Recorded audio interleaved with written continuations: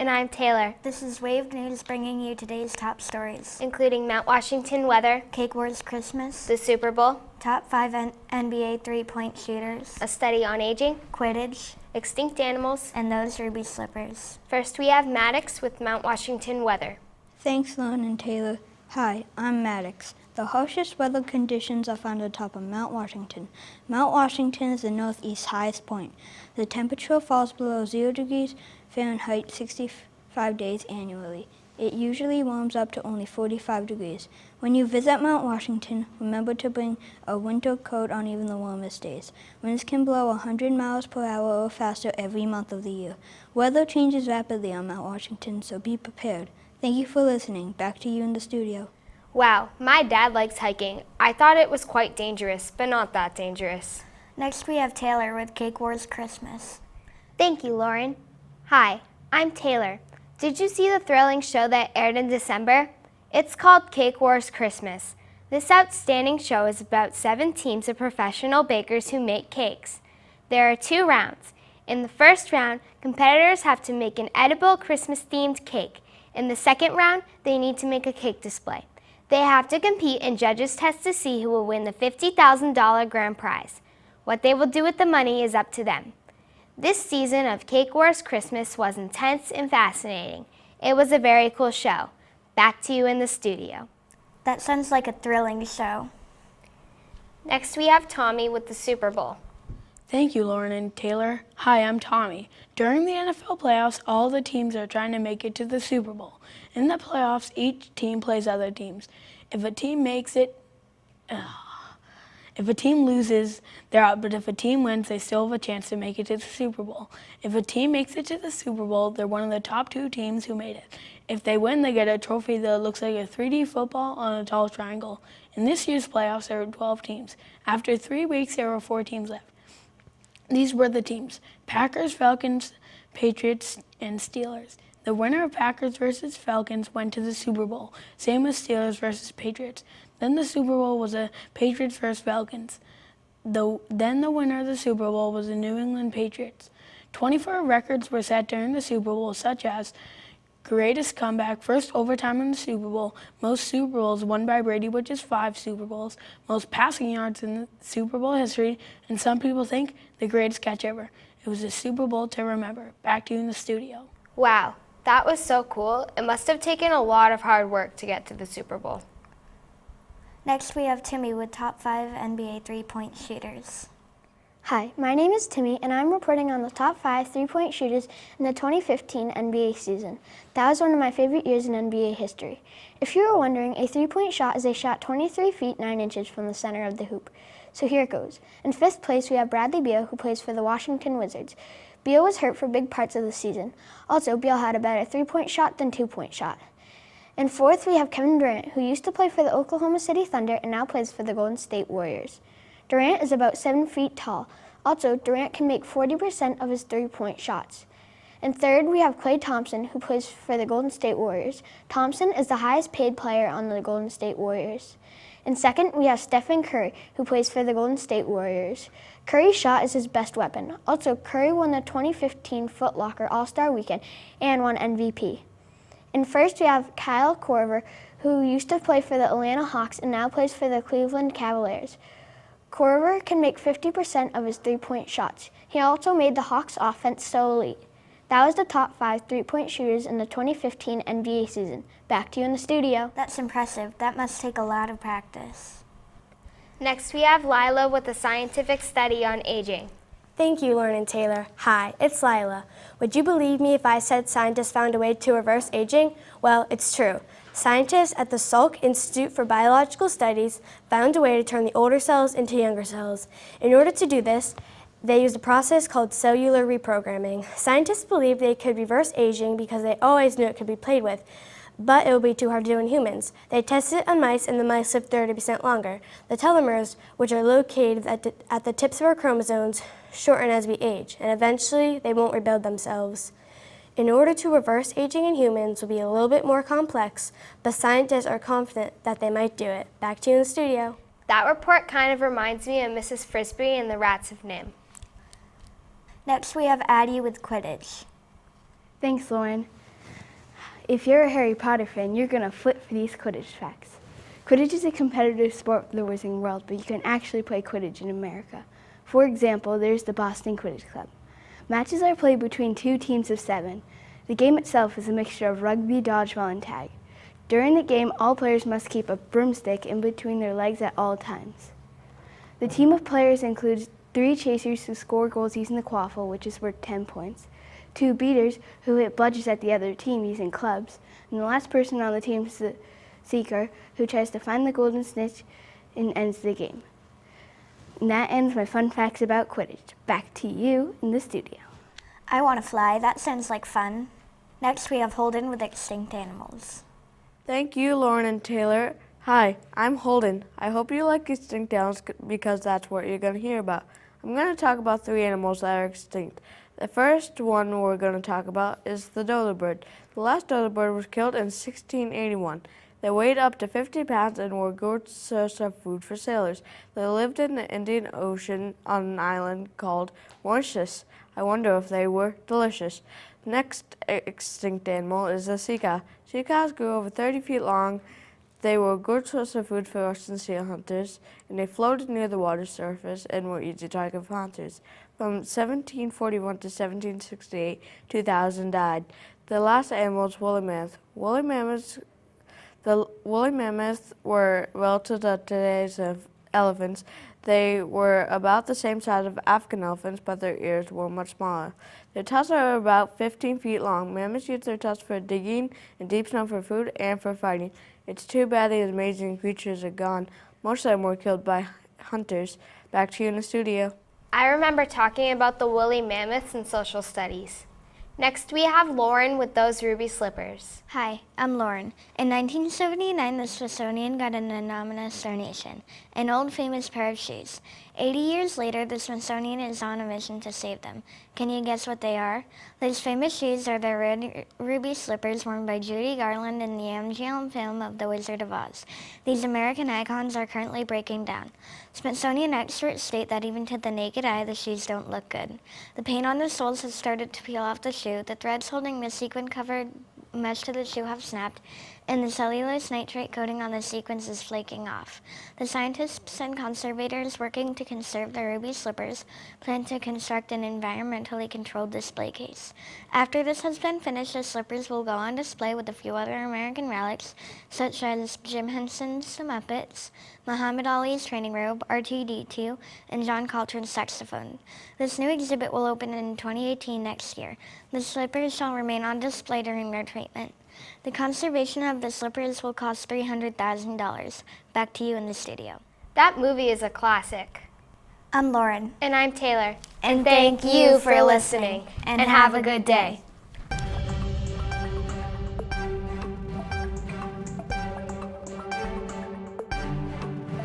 WDOG! Woof! Good morning, I'm Morgan. And I'm Kira. And this is WDOG News, bringing you today's top stories. First, we have Emily with the Puppy Bowl. Second, we have Kira with cheetahs. Third is Matthew with football. Fourth is Morgan with a story about dogs. Fifth, we have Nico with Mount Washington. Sixth, we have Ethan with an interview with Mr. W. Seventh, we have Maya with How Much Dogs Understand Us. And last but not least, Mary with hockey. First, we have Emily with this year's Puppy Bowl. Thank you, Kira. Hi, I'm Emily Watt, and I'm here to talk to you about the Puppy Bowl. The Puppy Bowl is when puppies go head-to-head and try to get their toys in a goal. There are a lot of toys, so it's easier to get in the goal. On February 5th, 2017, which was also Super Bowl Sunday, Team Rough and Team Fluff competed. In this year's Puppy Bowl, there was even a kitty halftime show. It starred Kitty Gaga. All the puppies in the Puppy Bowl live in the animal shelter and are looking for homes. I hope they all had fun out there. Back to you in the studio. Wow, that's very interesting. Cool, maybe I'll watch it next year. Next, we have Kira with cheetahs. Thank you, Morgan. Hi, I'm Kira. A recent study published in the journal Proceedings of the National Academy of Sciences shows cheetahs are close to extinction. Only about 7,100 cheetahs remain around the world. In Zimbabwe alone, cheetah numbers declined from 1,200 to around 170 in 16 years. Cheetahs are disappearing because of poachers, illegal trafficking, and the creation of farmland. Experts think that protected habitat areas aren't enough to save cheetahs. They claim national and local officials must team up to save cheetahs. The Cheetah Conservation Fund, CCF, is helping raise awareness for cheetahs, and now you can help too. You can adopt a cheetah, which means you sponsor one and donate money to CCF to help cheetahs. That's all for now, and remember, you can save cheetahs. Back to you in the studio. That's really cool. Maybe I'll donate. Next, we have Matthew with facts about football touchdown passes. Thanks, Kira. Hi, my name is Matthew, and I will be talking about sports. So here are the top 10 quarterbacks with most touchdown passes in a season. First, let me tell you what a touchdown pass is. A touchdown pass is when a quarterback throws a ball to a receiver and the receiver catches it in the end zone. In 10th place is a tie between Aaron Rodgers and Andrew Luck with 40 touchdown passes. In 9th place is a tie between Kurt Warner and Matthew Stafford with 41 touchdown passes. In 8th place is Drew Brees with 43 touchdown passes. In 7th place is Dan Marino with 44 touchdown passes. In 6th place is Aaron Rodgers with 45 touchdown passes. In 5th place is Drew Brees with 46 touchdown passes. In 4th place is Dan Marino with 48 touchdown passes. In 3rd place is Peyton Manning with 49 touchdown passes. In 2nd place is Tom Brady with 50 touchdown passes. And finally, in 1st place is Peyton Manning with 55 touchdown passes. Maybe someday someone will throw 56 or 57 touchdown passes. I really don't know. Thanks for listening. Back to you in the studio. That was great. That was cool. Next, we have Morgan with a runaway dog story. Thank you, Kira. Good morning. I'm Morgan with an unusual story about a North Carolina dog. The event happened in Belknap, North Carolina on May 6, 2016. 5-year-old golden retriever Riley was brought to the backyard by owner Tonya Mosteller. Mosteller expected Riley to play, but Riley had something else in mind. The very intelligent dog opened the gate and was on his way on a mile walk to doggy daycare. Owner of Happy Dog Boutique, Teresa McCarter, said a customer saw Riley waiting patiently outside. McCarter let him inside. He barged in to greet all 26 of his friends. When Mosteller went back to check on Riley, the backyard was empty. Luckily, Mosteller's husband called and told her that Riley was safe at doggy daycare. The Mostellers offered to take Riley home, but since Riley made an effort to be there, McCarter decided that Riley could stay. Just in case, Mosteller added another lock to the gate. Thanks for listening. Back to you in the studio. That was a very remarkable story. Next, we have Nico with weather on Mount Washington. Thank you, Morgan. Hi, my name is Nico, and I'm reporting on weather in Mount Washington. Mount Washington is in New Hampshire and has very dangerous weather recorded outside remote polar regions. Even in summer, the warm conditions change rapidly on the mountains. Occasionally, a northwest wind will push the clouds over Tuckerman's Ravine like a huge waterfall. The average wind speed is 100 miles per hour. The clear views of the mountains are spectacular. You should visit Mount Washington, but keep an eye out for the dangerous weather. Back to you in the studios. That was awesome. That was amazing. Next, we have Ethan with an interview with Mr. W. What's your favorite part about your job? My favorite part about my job, I think, is seeing all the kids around every day. It's really fun to be moving and active every day, and to see the kids and playing all of our games. We have a good time. I like seeing the kids have a good time. So. Why did you want to become a gym teacher? I always played sports when I was in high school, and I had a great mentor, my PE teacher, so I sort of followed in his footsteps, and that's why I became a PE teacher. What did you originally want to be as a kid? Pretty much, I think I was one of the lucky ones that was always ready to be a PE teacher. I always played sports and was always very active. My dad coached a lot of our sports, so it was pretty natural to just follow in the pathway. If you could change one thing about your job, what would it be? More money. What would you choose to do besides being a gym teacher? I would probably have ventured into more of coaching, probably. Or a physical therapist.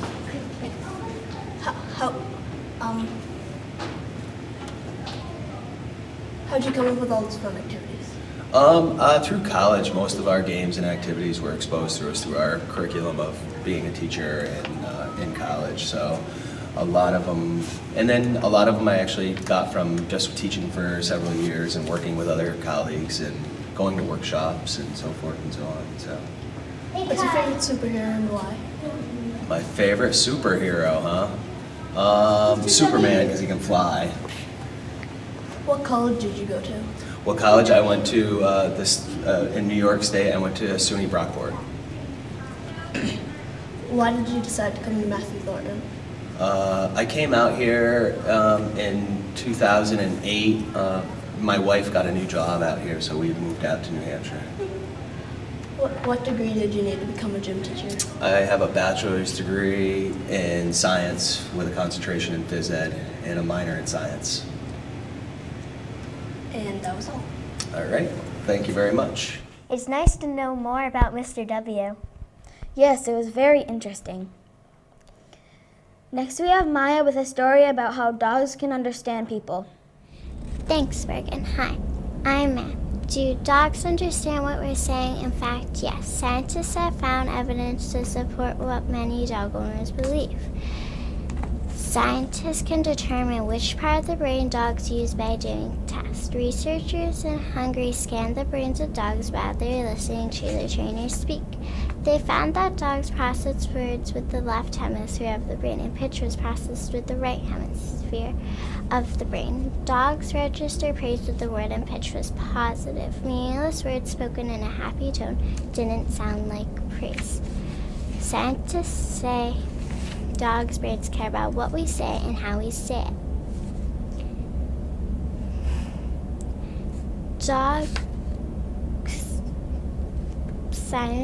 Did you know that dogs have socialized with humans for about 1,000 years? So remember, if you have a dog, your dog might care about what you say and how you say it. Now back to you. That's very interesting how dogs can understand us. Maybe your dog can understand your words. Next we have Mary with top 10 hockey players. Hi, I'm Mary, and I will be listing the Sports Illustrated for Kids top 10 NHL retired hockey players. They base this list on votes, so let's get started. At number 10 is Patrick Roy.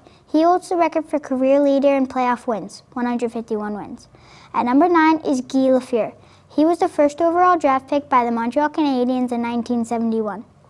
At number 8 is Bobby Hall. He was the second youngest player to win a scoring title by scoring 39 goals and 42 assists. At number 7 is Doug Harvey. He was 10th overall at the end of the 1969 season with 452 assists. At number 6 is Jean Beliveau. He was the first hockey player to appear on the cover of Sports Illustrated. At number 5 is Maurice Richard. He was 1942's first to score 50 goals in 50 games. At number 4 is Mario Lemieux. He scored 100 goals in his rookie season of the NHL. At number 3 is Gordie Howe. He holds the record for most career games played. At number 2 is Bobby Orr. He has way over 100 points as a defenseman. At number 1 is Wayne Gretzky. He holds 61 NHL records. As you can see, there were some really good players in the NHL, and I think there will be more. Back to you in the studio. That was excellent. Those are great hockey players. Thanks for listening. See you next time on WDOG. Woof!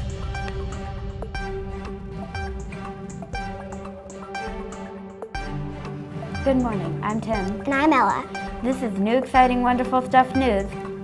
bringing you today's top stories, including chickens, The best of the best baseball players, bugs, hurricanes, dinosaurs, football, pit bulls. and Wayne Gretzky. First, we have Damien with chickens. Thank you, Ella. Hi, I'm Damien. Today I'm going to talk to you about bantam chickens. Bantams are so fun. Bantam means tiny. Bantam hens are 1/4 the size of a normal hen, and a normal hen, their eggs are half the size of a regular hen's eggs. They lay 4 to 5 eggs per week. Their meat is very rich to eat. Bantam chickens come in all different colors and patterns. Bantams make good pets because they are tiny and calm and get along with other chickens, and they can eat the same food but less of it. If you are thinking of getting chickens, get bantams. Thanks for listening. Back to you in the studio. Wow, those bantam chickens sound tiny. Next, we have Bowden with the best baseball players. Thank you, Tim. Hi, I'm Bowden. Today we have ESPN's top 10 baseball players in each position based on the players' stats and records. At first base is Lou Gehrig, who played 2,130 consecutive games straight. The best second baseman is Rogers Hornsby, who won 2 National League Triple Crowns. The best shortstop is Hannes Wagner with 3,420 career hits. For third base, we have Mike Schmidt, who was a 3-time MVP. The best left-handed pitcher is Sandy Koufax, who had 2,346 strikeouts. The best right-handed pitcher is Walter Johnson, who had 110 shutouts. Next, we have catchers, and number 1 is Johnny Bench, who led the league in RBIs 3 different times. The best right fielder is Babe Ruth, who hit 714 home runs. Center fielder is Willie Mays, who won 12 Gold Gloves. Last, we have left fielder Ted Williams, who's the last person to hit an average over 400. Amazingly, these standings can change at any time because there's so many great players out there. Back to you in the studio. Wow, I can't believe how amazing those players were. Next, we have Tim with bugs. Thank you, Ella. Hi, I'm Tim. Anyone for a bug mac? Eating insects is more common than you might think. Don't think about eating bugs from your backyard. Some bugs have toxic pesticides. If you want something good to eat, try a chocolate chip cookie, which is made with sugared waxworms and spicy Cajun crickets. Insect eating is good for the environment if a cow or pig burps or passes gas or releases methane. Methane is a greenhouse gas that can contribute to global warming. Insects don't release as much methane as a cow. Also, animals like cows and pigs drink a lot of water. Some insects can grow to an adult without a sip of water. Insects are more sustainable than animals and better for the environment. So, if you want to try eating bugs, try it, just not from your backyard. Back to you in the studio. I would rather have a chocolate chip cookie, but those sound good too. Next, we have Daniel with hurricanes. Thank you, Tim. Hello, my name is Daniel, and today I'll be talking about hurricanes. A hurricane is a crazy storm that has low air pressure and violent winds. It is created when moist and warm air rises. Once it hits land, it can be extremely dangerous. A hurricane can destroy homes and cause flooding. A single hurricane can cause $5.9 billion of damage. A hurricane's winds can reach 120 kilometers per hour. Hurricanes are dangerous, so stay away from them. If you see one, stay inside and don't use electronics. Thank you for listening, and back to you in the studio. Wow, hurricanes sound very destructive, but that's good to know. Next, we have Joseph with dinosaurs. Thanks, Ella. Hi, I'm Joseph, and last December, Chinese paleontologists discovered a feathered tail in amber. It belonged to a baby dinosaur. When people think of dinosaurs, they think of large, prehistoric reptiles. Some know that many dinosaurs are related to birds, but this one isn't. One day, Dr. Lida Xing, who works for Beijing's China University of Geosciences, was offered a piece of amber while browsing at a market in Myanmar. It was thought to just have a preserved plant in it. It turns out it had a reddish-brown feathered tail underneath the amber. It was 1.4 inches long. It is believed to be the middle of the tail. The dino it belonged to is nicknamed Eva. It was the first non-avian fossil with bone, muscle, and feather all intact. Dinosaurs could not shed their tails. Since the dinosaur's tail was stuck in amber, the dinosaur must have gotten stuck and died. Dr. Xing had also found 2 dinosaur feathers in amber at the same market. So in conclusion, this dinosaur is in a sticky situation. Rawr! Back to you in the studio. Wow, a real dinosaur tail? Next, we have Jackson with football. Thank you, Tim. I'm Jackson. Here are the 10 football players with the most career receiving yards. To gain receiving yards, the quarterback must throw a completed pass to the receiver. The number of yards the pass play made is how many receiving yards the receiver will get. Starting off the list, we have Reggie Wayne with 14,345 receiving yards. Now at number 9, there's Larry Fitzgerald, who has 14,389 receiving yards. Taking the number 8 spot on the list is Marvin Harrison. The Hall of Famer got 15,580 receiving yards. Coming in at number 7 is Steve Smith, who ended up retiring this year, but he still got 14,731 receiving yards. Filling in number 6 is Tim Brown. The second but not last Hall of Famer on the list has 14,934 receiving yards. Starting off the top 5, there's Tony Gonzalez. He has 15,127 receiving yards. In the number 4 spot is Isaac Bruce. He got 15,208 receiving yards. Kicking off the top 3 is Randy Moss, who has 15,292 receiving yards. Taking over the number 2 spot is Terrell Owens, who caught passes for 15,934 receiving yards.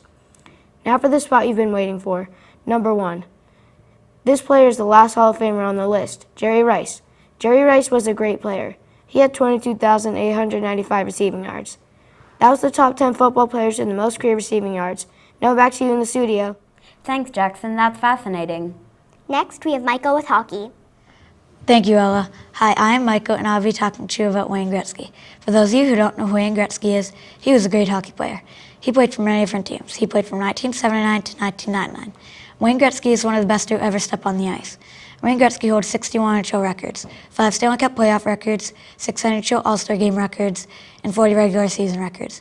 He holds the record for most points, 2,857, most 3 or more goal games, 50, most goals by center, 894, and most assists by center, 1,962.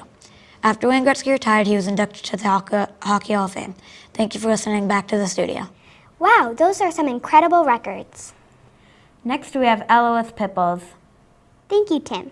Hi, I'm Ella, and today I'm going to tell you about the most misunderstood dog breed, the American Pit Bull Terrier. This breed has a bad reputation, and it is illegal to own one in some states, including Kansas and Iowa. This bad reputation is because pit bulls were originally bred for dogfighting. Although dogfighting is now illegal, it is still found happening underground. Pit bull owners, on the other hand, love their dogs. Pit bulls have a bulky, muscular build, a strong jaw, small ears, and always look like they are smiling. Pit bulls are always eager to please. They are protective and playful. Pit bulls also make good police dogs, and many celebrities own them. Even President Theodore Roosevelt had a pit bull. Pit bulls, as you can see, pit bulls are one of the sweetest and friendliest breeds, but the way they are being treated is awful. So, if you adopt a pit bull, you are not only saving a life, but making yours better too. So let's save the pit bulls. Back to you, Tim. Thanks. Now I'll adopt a pit bull. Thank you for tuning into new exciting news. Enjoy the rest of your day.